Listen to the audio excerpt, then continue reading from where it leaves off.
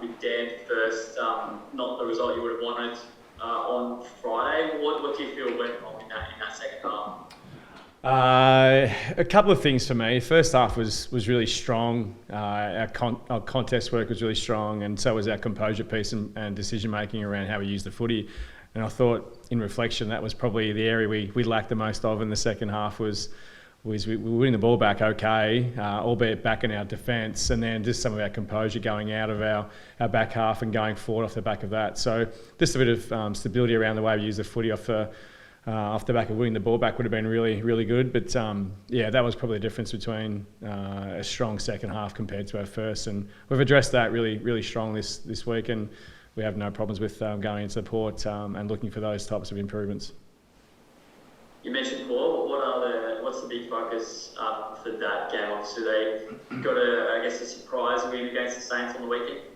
Well, it just shows that they're improving again. Extremely resilient win, wasn't it? To win, they were down at three-quarter time to come back and fire up and get a victory. So they'll be buoyed by that. So we just need to make sure that we're up for the challenge. They're a strong contested team. They've got a really strong midfield group and emerging rucks, which support their drive. And they've got some talent up forward too that we need to be wary of. So, just as long as we bring our contested work and our A game around decision making and fundamentals, I think we'll go okay. But it'll be a really strong test for our group. Have you seen the season of Meg? Obviously, strong again in defence on the weekend. Yeah, exceptional. Like Meg's had a ripping start to the season, and so has our defence. To be fair, there's some great stats around how we don't give up much of a score in first quarters, and particularly for games so far. So our defence have been really strong, and have been for a couple of years, to be honest. And it's been a bit of a point for us to be strong in defence, so that we can then build our game around off the back of that. And to have players like Meg, stability and experience back there, leadership clearly as our captain, it helps us grow. And we've got some emerging players coming through our defence as well, which will support our future as going forward. And Meg's a big part of that too. Who are some of those emerging players? Who are some of those emerging players that impressed you in the defence this year? We've got Viva McDonald, who's a second-year player, but just playing her first couple of games for us, which is exciting. So she shows a lot of grunt and defensive combat, which is important. Mel Bragg, another one with not a lot of experience, but certainly showing enough to be able to play in that space as well. And then we've got Rach Kearns. She's had some opportunities to play up forward over the last couple of seasons, but just giving us something different in terms of a small defensive group up there as well. So we've got a good mix of tools and small. So they're probably three names that stand out for now. And Meg, how have you seen the defence and your season to date so far? Yeah, I agree with Dan. I think we've been strong and something we've prided ourselves on over a number of seasons, and that's had some, we've had some changing personnel, but I think the new ones are able to fit in and do well off the back of some of the experienced ones. I've played with Gunjaka now for a couple of seasons, and Chantel and Georgie Rankin, and we've sort of settled in together and allowed a couple of new strengths to come in sort of off half back, and Braggy to come in and play a role as well. So I feel like we're stopping scoring well, but we also know that at certain moments we're the beginning of the attack. So I think that's the next stage for us, is to make good decisions and go forward. Question for both you, Charlotte Simpson. Obviously, with a couple of gongs this week. What does that mean for the club that you've got a player in your VFLW program doing this? And do you think she can play AFLW footy potentially for the Cats?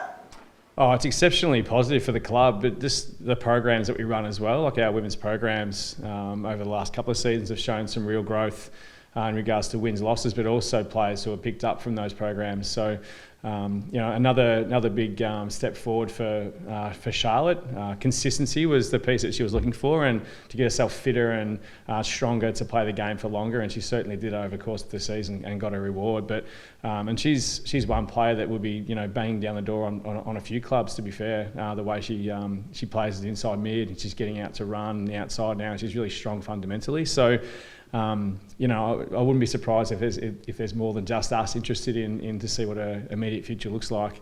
But again, we've got players on our list who've gone through our VFLW program, and there'd be a few other players on other lists at the moment who have gone through our VFL program that have shown their worth and been given opportunities. But yeah, I'm super proud of Charlotte, but also the fact that our program is building the capacity of players all around.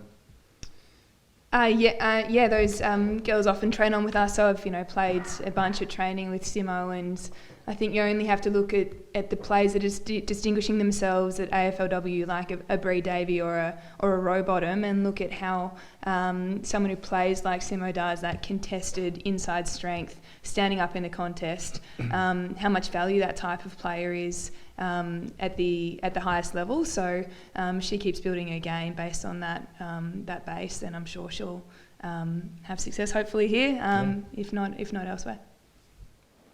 For sure. And Meg, just in terms of this season, do you feel the Cats have improved overall, since that disappointing exit last year?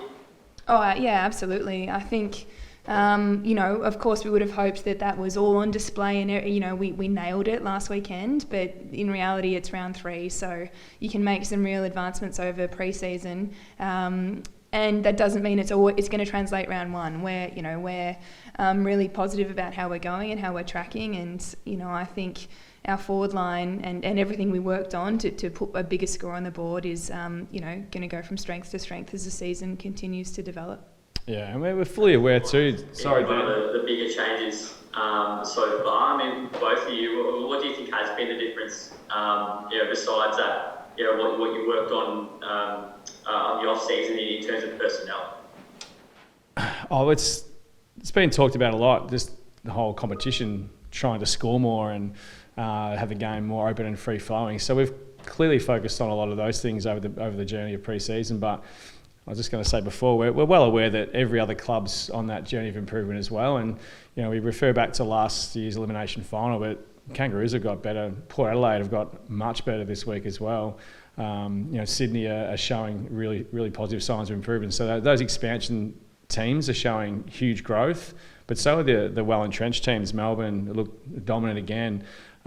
So for us to focus on just one thing, which comes up a lot, which is our attack, we're certainly spreading our focus across the entire ground, but that has taken up a lot of our pre-season, is the way we just, I suppose, from our back half to our front half work a lot more cohesively together, which is the outcome we're after. And we just didn't get that right last week against a team that happened to beat us in a final. But we've moved on from that, and Port's our next big challenge because, let's face it, they've had a really good win last week, and they'll be up and about to continue that feeling as well. And we want to get back to that point where we show our own group what we've done is the right thing. Yeah, cool. That's all from me. Thanks, guys. Meg, just one on Game 50. Can you just talk us through your journey from obviously starting AFLW season 1 and then to where you are? It's a long journey. Okay, how long have you got? Play the Bulldogs, now play the Cats. 50 games is it's nice that people are making a fuss, and I think we've had obviously limited opportunity to play throughout the 6 years that I've sort of been involved, seven seasons. So I'm proud of being, available and continuing to improve across the time that I've been in the game. But yeah, the game itself's come an awfully long way, since 2017, and I consider myself very lucky to have been there at the beginning, if not an influential player at the beginning, but to have grown that influence and tried to lead as the competition's developed, and to now play with players who I know will play 150 games, etc., is really special, and that's probably the most fulfilling part of it all, is to grow together with a cohort of players who I think we can build some success this year and build a really strong team and a great, football team going forward.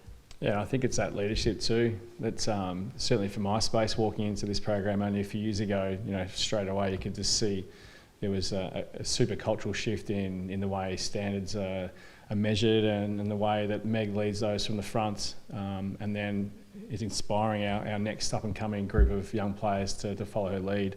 it certainly made my job easier to come in as a first-time coach at this level, to have her support, and also to see her grow as well in that space. So the last couple of seasons have been super. So yeah, great story, and it's great for our program to have a player like Megan to recognise her for 50 games. So yeah, very proud of her. Thanks, Dan.